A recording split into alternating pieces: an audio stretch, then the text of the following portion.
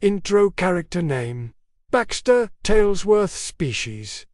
Border Terrier, age 7 in dog years, but speaks and thinks like a 45-year-old detective philosopher. Personality: impulsive, fiercely loyal, with a nose for trouble but a heart that always tries to do the right thing. Special trait: can read, remembers everything, and often quotes great thinkers like Confucius, Shakespeare, and Scooby-Doo. Lives in a slightly crooked but charming cottage behind the bakery in Willowbrook, a town where animals and humans coexist. Peace. Flaw: has a knack for overcomplicating things and occasionally bending the truth to suit his own version of justice.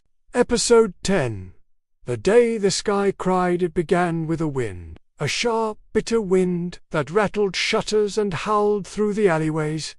Then came the rain. Not the kind that dances lightly on leaves, but the kind that hammers rooftops, floods corners, and turns cheerful gardens into muddy strangers. Willowbrook was drenched. Baxter's own home, the crooked cottage behind the bakery, took the worst of it. By morning, his bookshelf was floating, his bed was soggy bread, and his tail had lost all curl. For the first time in years, Baxter had nowhere to go.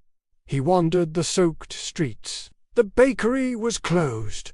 The fountain square was under water. The fairgrounds were empty.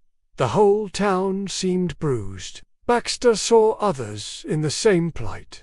A mole family huddled under a fallen tree. The mouse twins cried for their missing blanket. Even Verde had lost his perch. He thought of retreating, but something inside him stirred. Not pity, not guilt. Something older.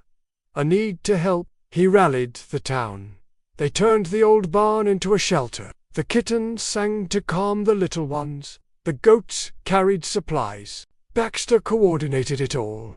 Soaked, shivering, but tireless. The storm passed. The sun returned. But something had changed. Willowbrook had learned that homes could be rebuilt. But hearts, when held together, weather even the worst skies. Baxter stood in the middle of the square, muddy and proud, and for once, when someone called him a hero, he didn't deflect. He just smiled and wagged his tail.